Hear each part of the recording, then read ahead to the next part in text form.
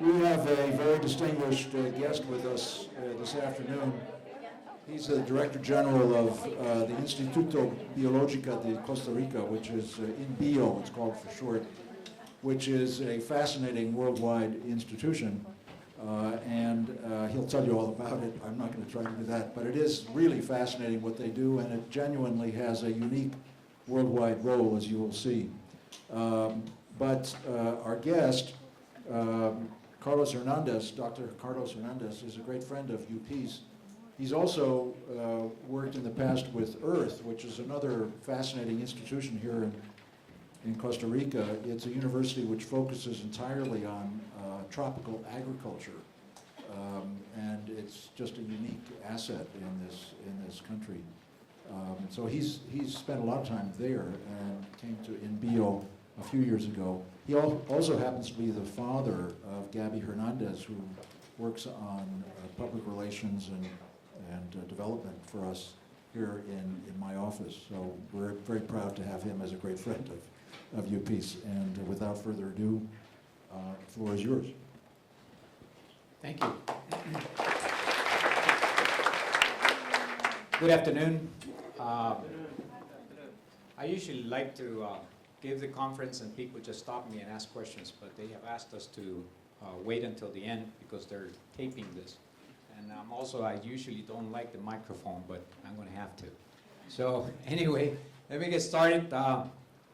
I'm really not going to talk about INBio. I'm going to talk about Costa Rica, which is what they asked me to do. And basically, it's that this is a wonderful country, very diverse in all its senses. And what I'm going to primarily talk about is what makes us unique, what makes Costa Rica so very unique, such a very strange country for some people. They always ask me, why is Costa Rica, how can Costa Rica do what it does?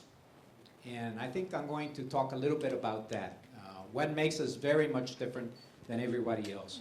I'm going to start out talking about three very special things that give us a competitive advantage. And basically is that from the very beginning, our country, education has been very important. Our first head of state was an educator. And from the very beginning, education was a primary emphasis of government. So we have a human resource that is very well educated. Besides that, we have a beautiful country as far as the environment. We've been blessed by God with something that is just amazing. And we will talk about why how that happened. And the other thing is that we have a vocation for peace. And it's no coincidence that this university is here, because Costa Rica, from the very beginning, from the day number one, has very special conditions that guide us towards peace. Okay? We're also going to talk about that. But first, I like to talk about this triangle. It's very small. It's got a lot of information, but I'm going to try to do it in a very simple manner. There are basically three types of capital.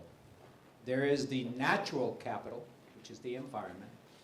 There is the human capital or social capital. Some people break it in two, and this triangle breaks it in two. And then there's the financial capital. And we break it down into financial capital and infrastructure capital. Okay? But as you can see, the bottom of that triangle is the foundations of any society. If you do not have a strong natural capital, then you have a serious problem, because you don't have the services that it provides you.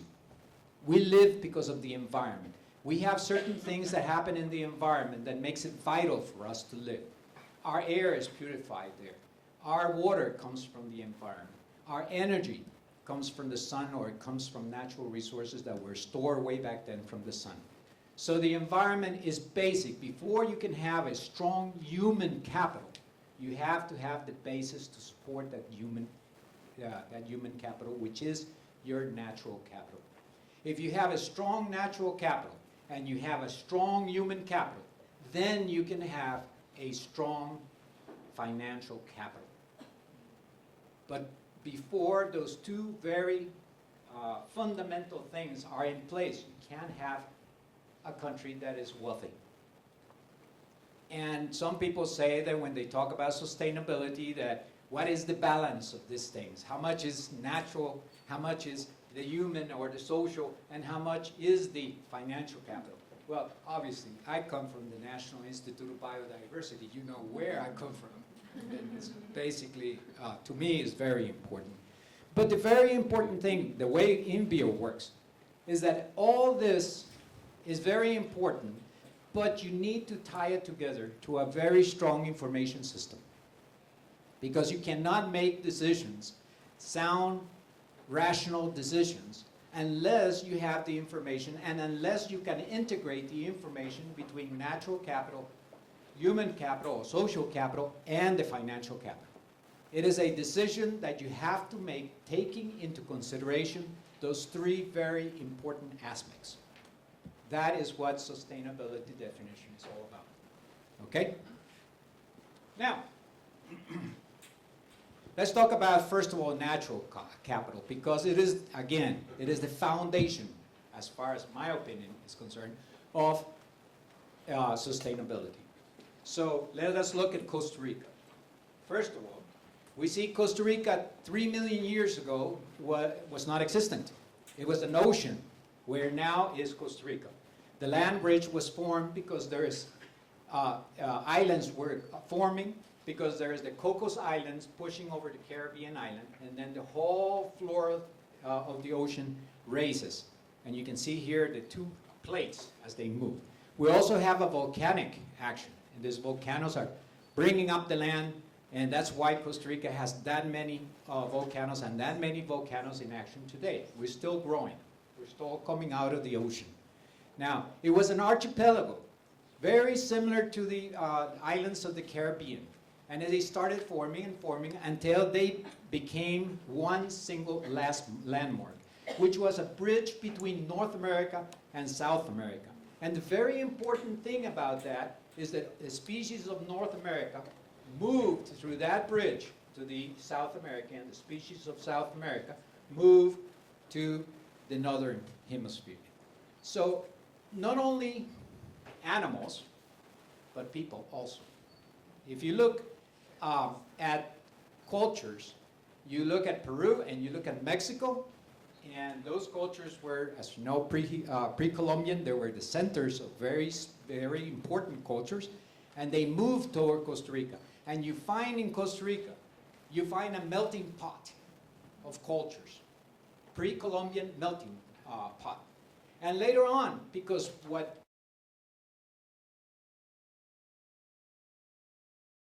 Costa Rica is, peace and all that, you will see that also all other countries still came to Costa Rica because it was a peaceful place. Okay? So the very unique thing is that diversity in Costa Rica of species, including a human being, because we're species, we're part of the natural system. Costa Rica is a melting pot of species. Okay?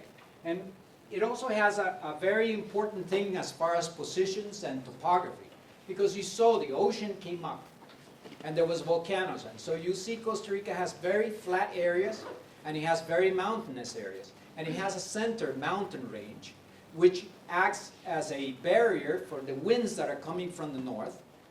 And as the winds from the north, full of moisture from the ocean, hit the mountains, they precipitate, and we have a tremendous amount of rain in this country. Well, tremendous, we used to. You can look at what's going on today. And now we have 2 summers. Okay, we have 2 summers because something, we humans have done something to the environment, that we have changed that basis and the supporting system of the environment. Costa Rica has very little influence on that. It is the bigger countries with the larger populations that have a bigger influence. Costa Rica suffers from the results of that because we're one of the hot spots of the world as far as climate change effects. But the fact that we're going to be carbon neutral in 2020 doesn't make any incidence on climate change. It's other countries of the world that have to do their job for this to be solved. So when you travel through Costa Rica, you will find a tremendous amount of diversity because there is not only, there's topography, there is temperature. One day you're in the ocean and 2 hours later you're up in the mountain and you're at 0 degrees centigrade. And you were, 2 hours before you were at 32 degrees centigrade. Okay? So the environment is very, very much changing. And Costa Rica has a weather system very important because the nice thing is that the hurricanes go parallel to Costa Rica.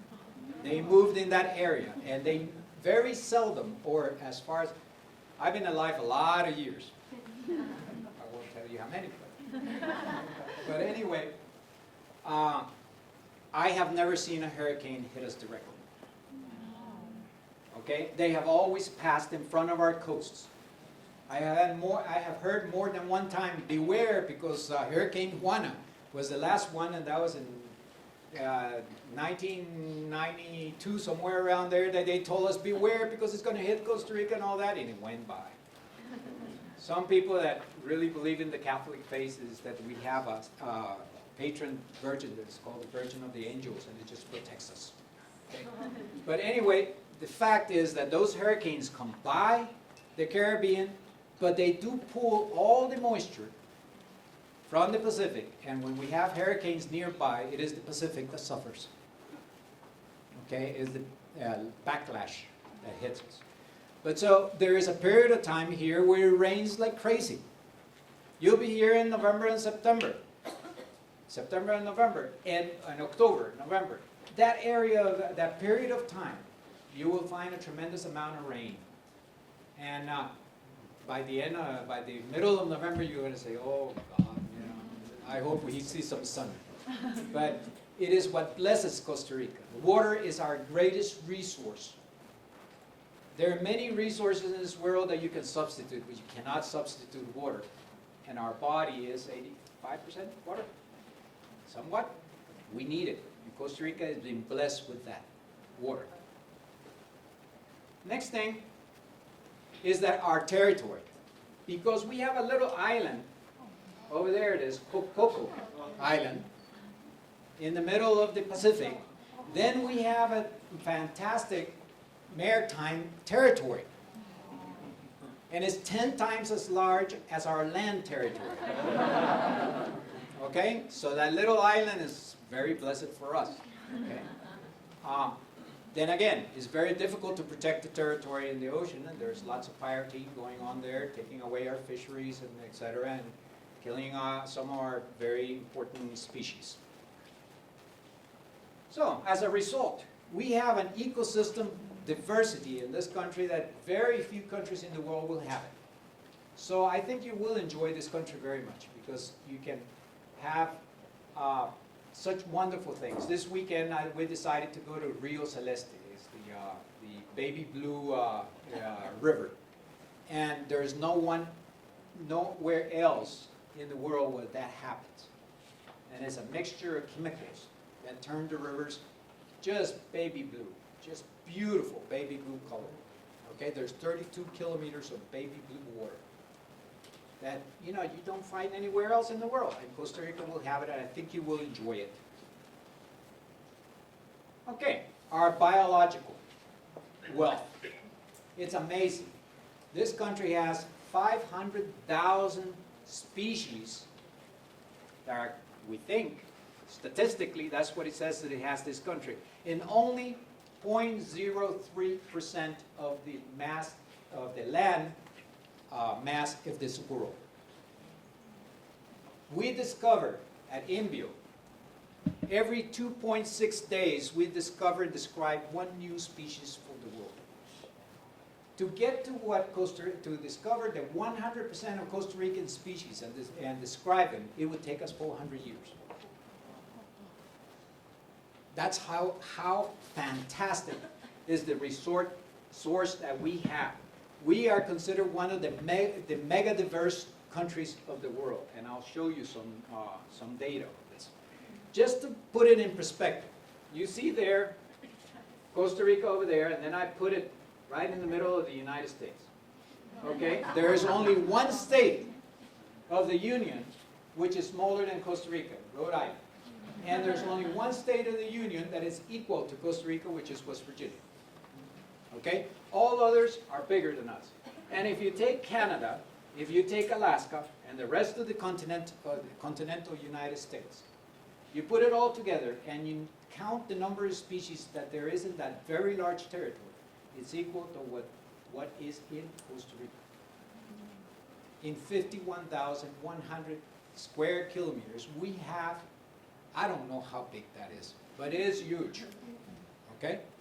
So, this is very important, because if you look at megadiverse countries, there are more megadiverse countries in the world. There are about 20, we're about 20th in the world. But if you take density, you take the number of species per square kilometer, Costa Rica is the most density diverse country in the world. What advantage does that have? You want to watch birds. There is no better place to come and watch birds, because you don't have to walk very much and you find 300 and some species of birds. If you walk to our park, which is 5.5 hectares, there's 105 species there that you can see. You can see that in one day. That is a paradise for bird watchers. It is a paradise for bugs. You have all sorts of bugs, good and bad. Well, but the important thing is the function that bugs have. And I'll just give you an example. And I had this happen to me. This bunch of little kids came over to see our collections. We got 3.6 million specimens in our collections. Okay? And they came in and we were trying to tell them how important were things. And all of a sudden, one of our taxonomists saw the kids kind of wandering off. And you know, there's a little bug here, very small, that is, we call it a purruja. And it bites really bad. Okay? Stings bad. And it's very, very small. So he pulled out a slide and says, this is a purruja. You know what a purruja is? Yeah, it itches and okay. Well, you know what? You like chocolate? And they said, yeah, I like chocolate. And I said, did you know that if there wasn't a purruja around, you couldn't have chocolate? Because this little bug is the one that fertilizes or pollinizes the flower of the cacao. So this very minute little thing is responsible for us enjoying chocolate. So next time you kill a bug, remember that. All right. So next thing, let's look at Costa Rica recognized very early that this was very important. So the first thing is they put out a strategy, and the strategy is three-pronged: save, know, and use. You have to save the very critical areas of this country that have a representative biodiversity of the country. You can't expect to have the whole country, because what do we eat? I mean, we can't eat just by looking at butterfly. We need to conserve that butterfly, but at the same time we have to use it. We have to use the land where it lives. So the first thing is you save critical areas. The next thing, you know.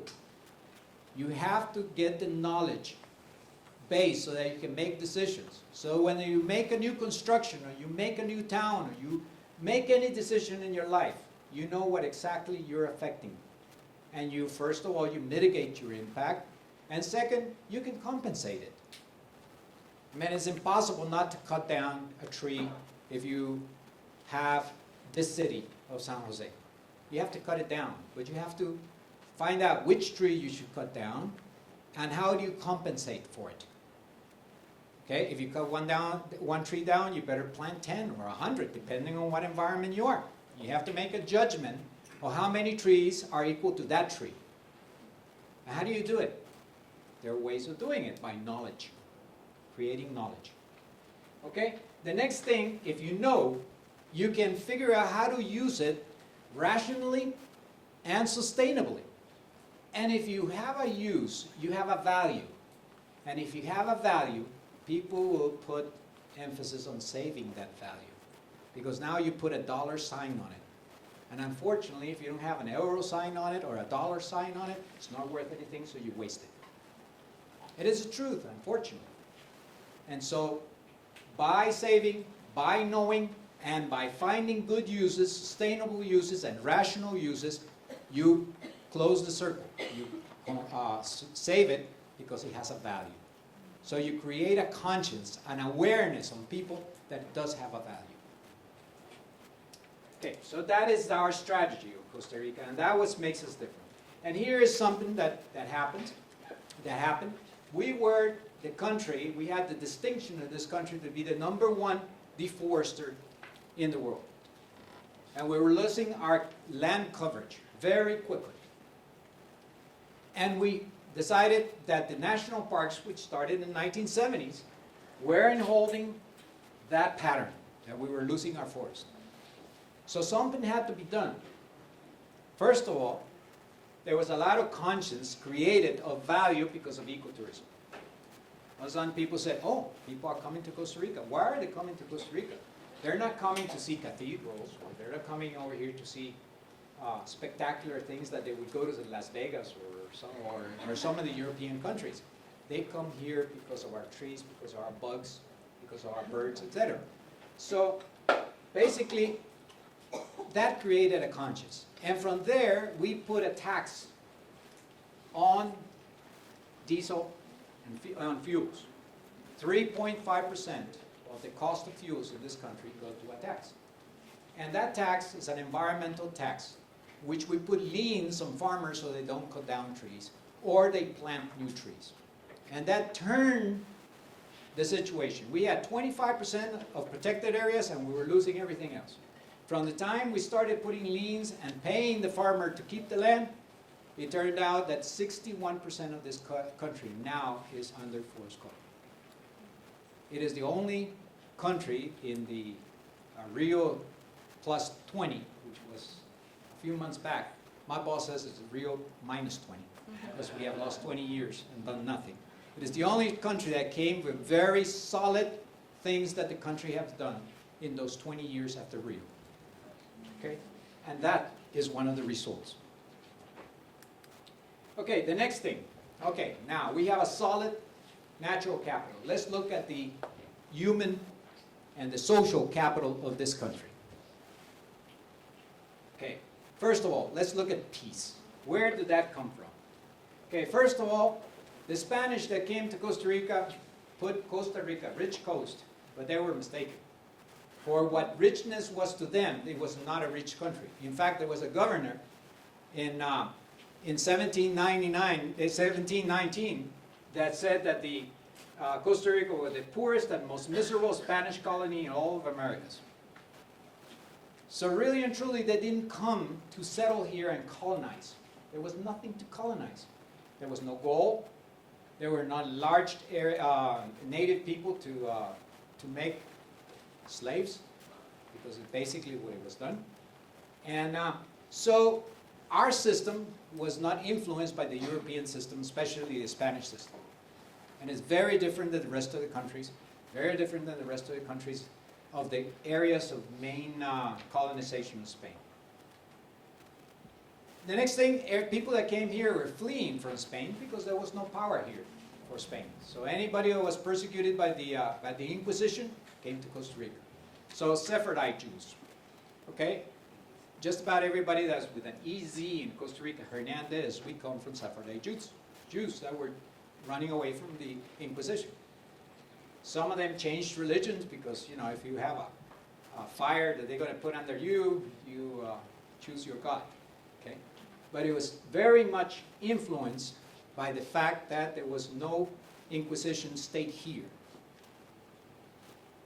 The native population was really not depleted by war.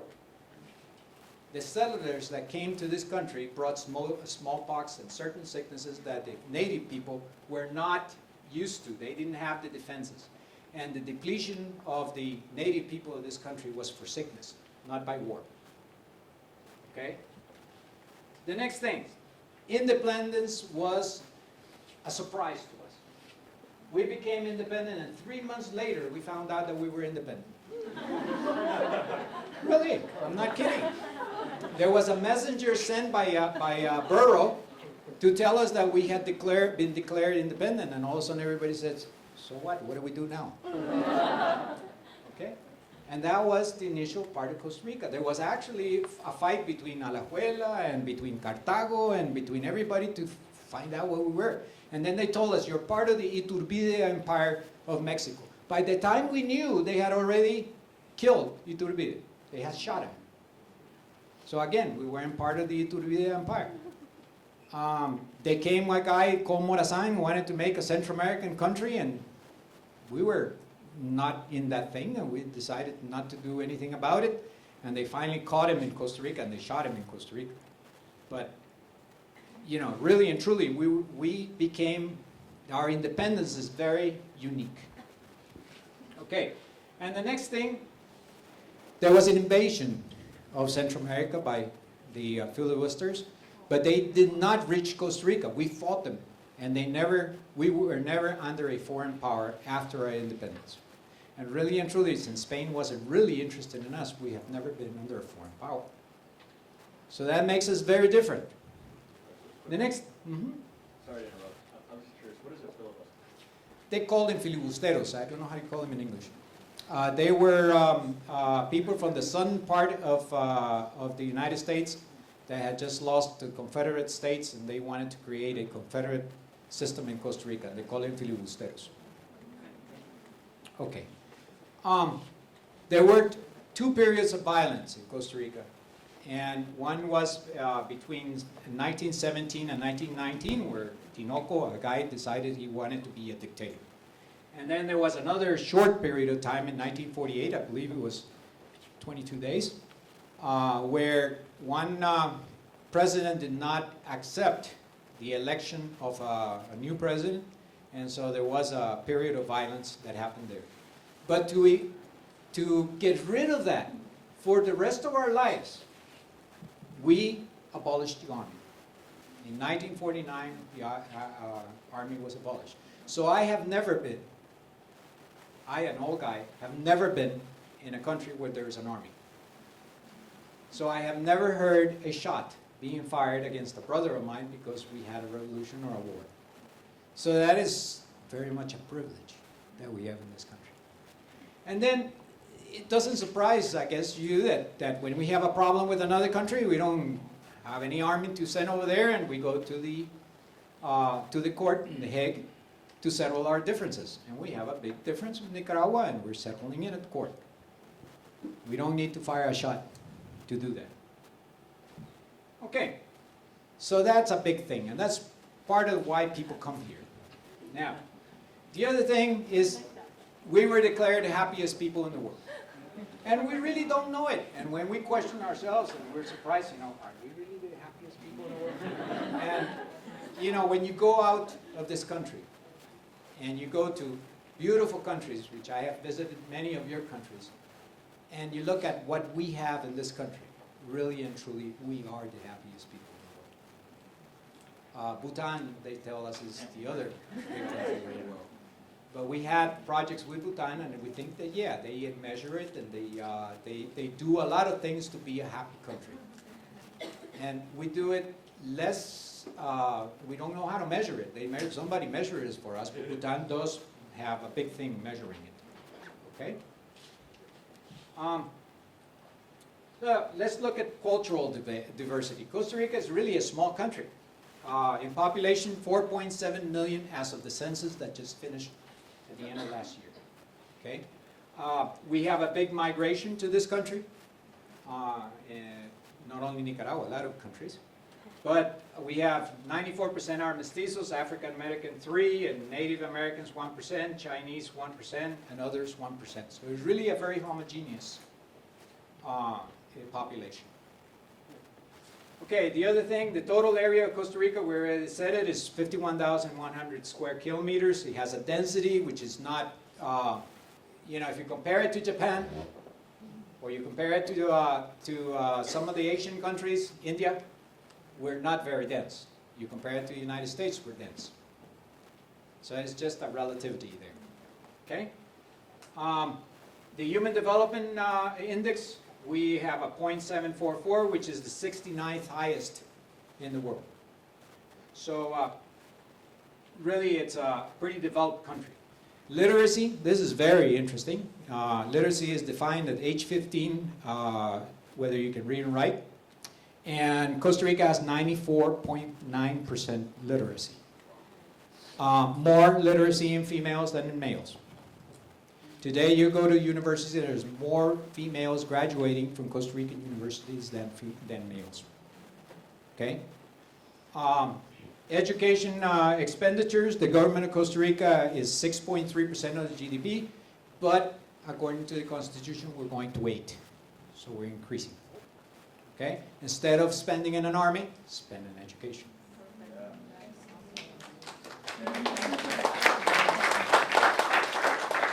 That's for Costa Rica, not for me. Okay. If you look at expenditures compared to other countries, if you look at the European countries, you'll see that Costa Rica up there, it's the second from the end. You can see pretty similar, especially on college education. But you can see that in the world, some of the emerging economies, Costa Rica is pretty well up there in education, expenditures for education.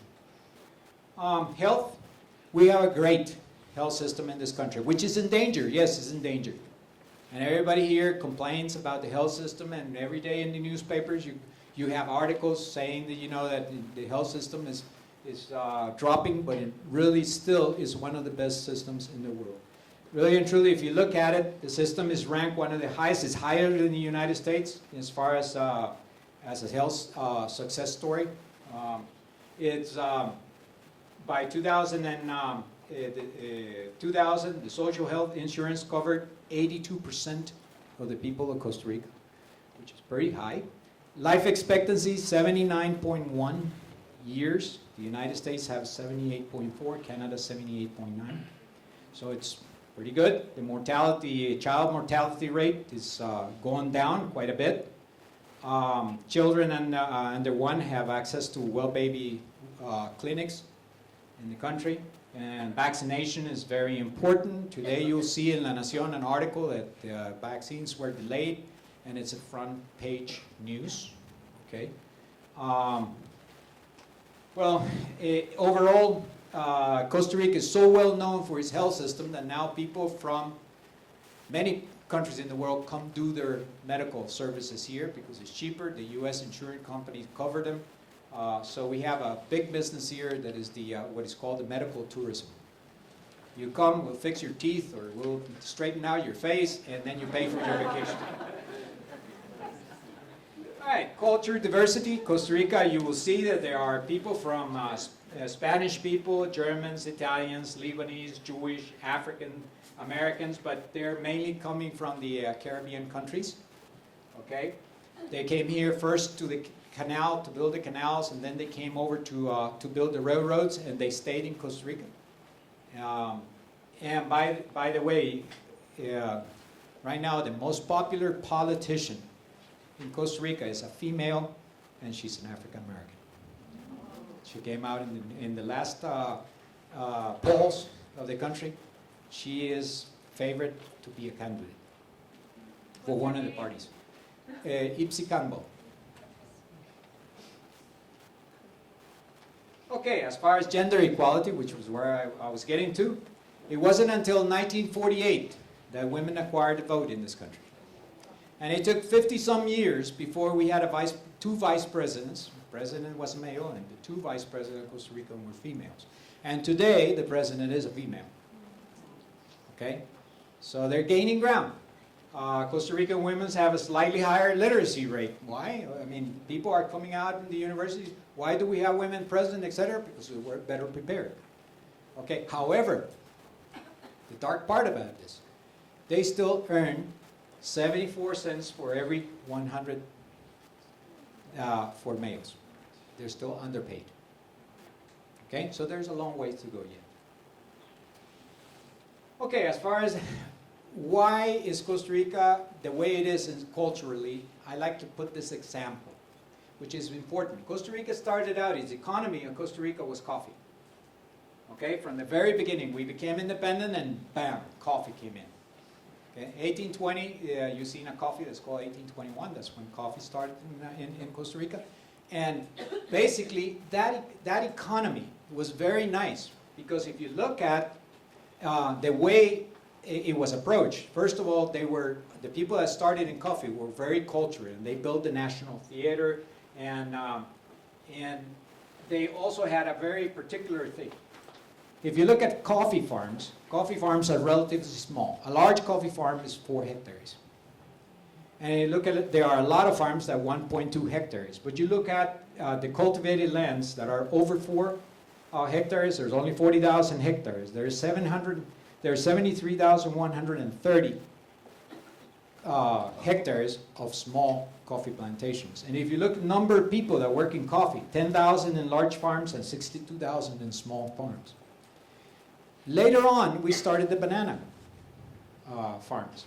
But you look at the banana farms, 4 transnational companies have 17,000 hectares, and 92 farmers have 25,000 hectares.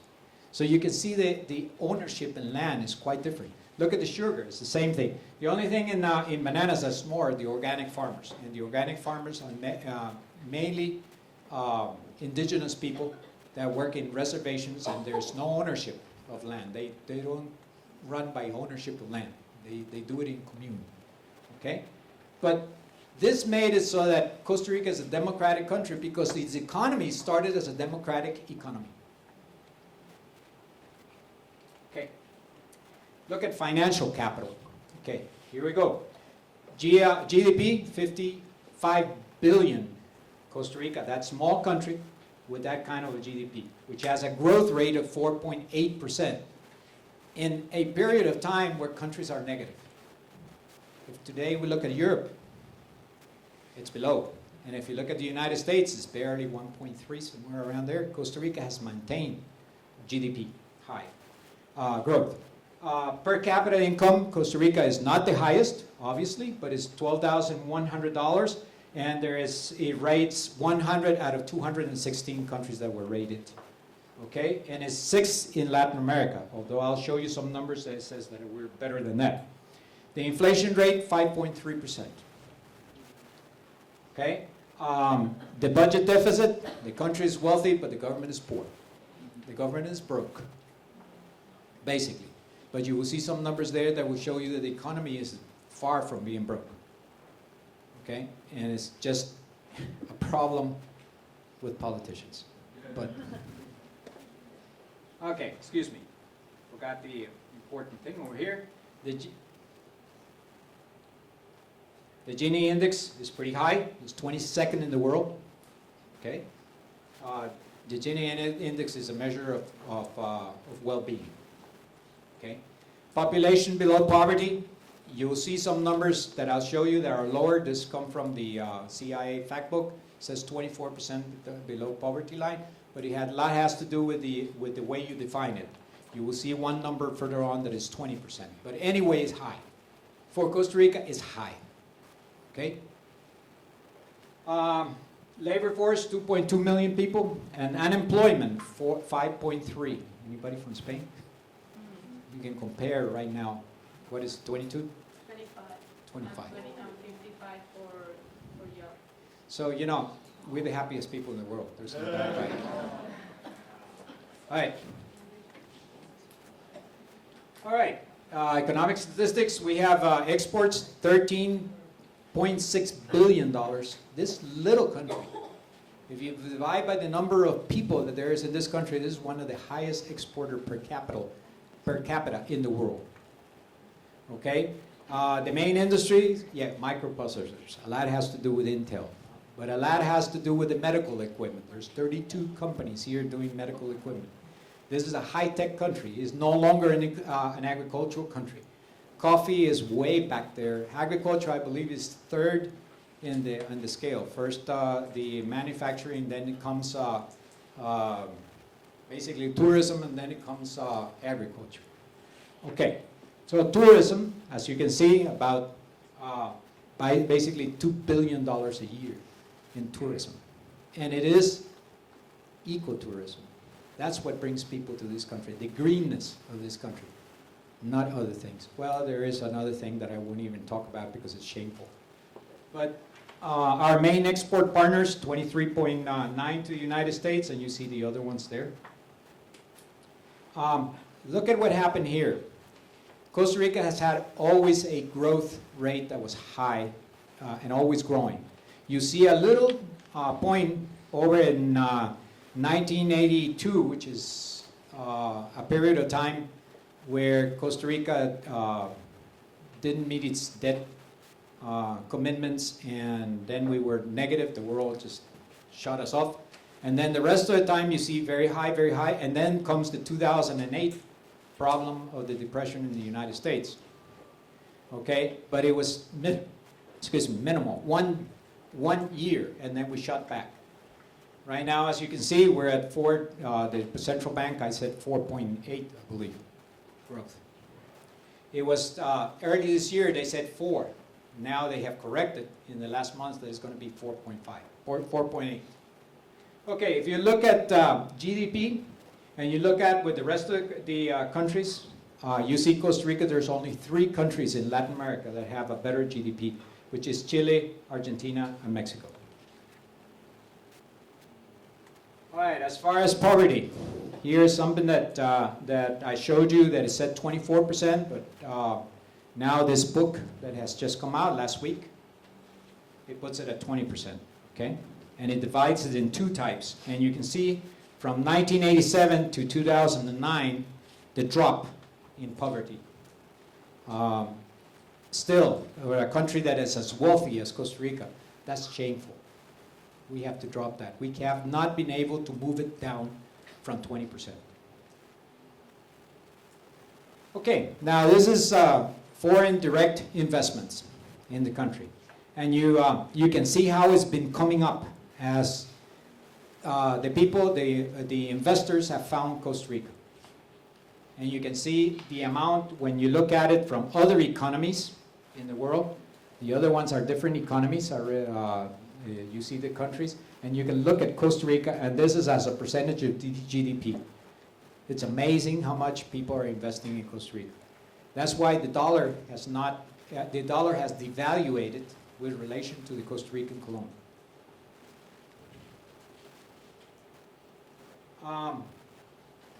This is basically where people are putting foreign investment. And you can see that they're putting them in China. Ireland has dropped. It used to be very high. Malaysia is the country of dreams right now for investors. And then Costa Rica comes. Okay? So we're not the best, but we're certainly in the books. Okay, now, here's the problem with poverty, etc. If you look at where people are investing, around the metropolitan area. But you see a shift. At least there is a positive shift. This year, if you can't see the numbers, this is 2003 to 2005. And here is you got 2009 to 2011. And you can see there's a lot more diversity of places where they're investing. Okay, so that's improving. But again, what does that happen? That the rural people are still not feeling the economic wealth of this nation. Okay? Okay, here's what I said. Here's the balance of payment of Costa Rica. It's positive. But the government's broke. It's a 5%. They have a deficit of 5%. It is just unreasonable why a country that is as wealthy as Costa Rica has a deficit in the government. First of all, taxes are very low in Costa Rica. Really and truly, we complain, but taxes are low in Costa Rica. If you compare, the United States is around 30%. Costa Rica is around 15%. And the wealthy people don't want to be taxed. And we have tried to put it through Congress, a law to change the tax, and it just doesn't fly. It's not popular with the wealthy people. But it is not popular because most of the people of Costa Rica feel that the government is not efficient in spending. And the first thing they have said to them is, you first put your house in order, and then we'll contribute more. Okay. Next thing. Here's a big problem that we have in Costa Rica, and is the investment that we have in research and development. Costa Rica only spends about 3 or 4%, 0.4% of the GDP in research and development. Most countries that are in the emerging countries spend 2.5, 2.6%. We're way below in research and development spending in this country. But the next graph shows you that it is not the problem only of the government, it's the problem of the private sector. The private sector is only 30% of that. 0.4% is private sector spending in research and development. And in emerging economies, the private sector spends about 60%. So that's a big problem. Okay? And that brings us to something very special. We did a study, and we have a system to look at information of the natural capital, the human capital, or social capital, and the financial capital. And we divided Costa Rica in 17 different areas, okay, that the indices will show you that they're different one from the other. And the problem is where we have the richest natural capital is the areas where we have the poorest economic situation and the poorest social problem. So there's the distribution that we have in this country of wealth is a serious problem. And the worth of nature, we haven't really put what nature really is worth and the services that natural capital is given for the rest of the economy of the country. So that's important. So let's get to the last, practically the last slide, or the last slide. If we look at the challenges and barriers that we have, natural capital, the main barrier is climate change. And climate change brings a serious problem with energy, because this country, more than 90% of this country is run on renewable energies, and mainly hydroelectric. And now, no water to run our plants, and we're spending it on oil. So that's a big problem. The next thing happens is food security. If there is no water, if there's a change in climate, there will be some crops that will change. So are we secure in our food? Not really right now. Climate change caught us all by surprise. They've been telling us there's a climate change coming, and all of a sudden, boom, in a few years, it's here. Nobody's saying it's going to happen. It's here. And anybody that doesn't believe it is crazy. They can look at what's going on in the United States this past winter. I mean, that was a warm winter. I did my PhD in Michigan, and I was there in February, and I was not sweating like here, but with my coat, just a regular coat, not freezing. Okay? And you can look now, and you go over there, and there's 100 degrees to 120, 110 degrees easily. So climate change is here. And that will affect also the vulnerability of the people, because natural disasters, you look at our road systems, you look at the holes and the bridges that are coming down, etc., because we have the same rain, but we have it concentrated in a very small amount of time. When it rains, it pours, seriously. Okay? So that will have problems with people. People die in these things. Okay? Then there's a problem with biodiversity. If you change the conditions, the biodiversity changes. If we change the biodiversity, we lose some agents that are allowing us to produce food. That's pollinators. We lose certain crops. We lose certain things because we have changed the environment, and we change it too fast. And evolution cannot keep up with that amount of fast change that we have done. And finally, health. One of the big things is going to be mosquitoes. Okay? And mosquitoes bring malaria, mosquitoes bring dengue. Okay? That's just an example of what can happen to us in health. And if you lower the food situation, it's going to hit also the health situation. So adaptation It's no longer mitigation, it's adaptation. How are we going to adapt to the climate change that is here? Finally, two more things here. Social capital, the part about human capital, well, there's a problem. Costa Rica cannot keep on growing anymore because we don't have all the human resources that were well educated and ready to go into the businesses that are created in Costa Rica. They're already taken up. So we have to start from the grade schools so they can change. See, the industry today, they want engineers. They want chemists. They want microbiologists. They want biotechnologists. They're not enough.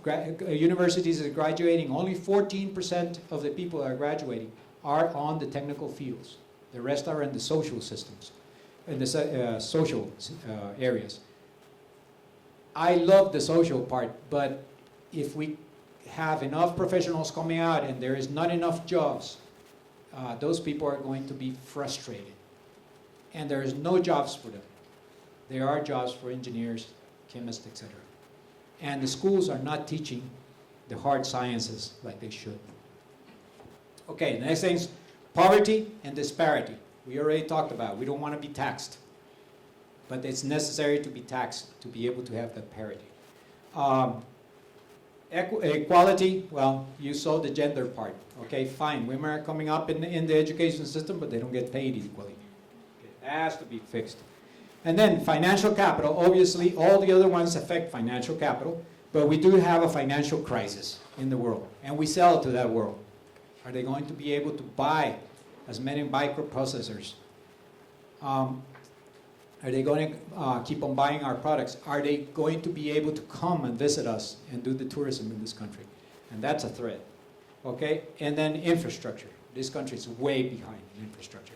And you'll see it. You'll travel our roads. And you'll know what I'm talking about. I'll let it, show and tell. Okay? So now I'll take questions, because this is all I had prepared to come and say.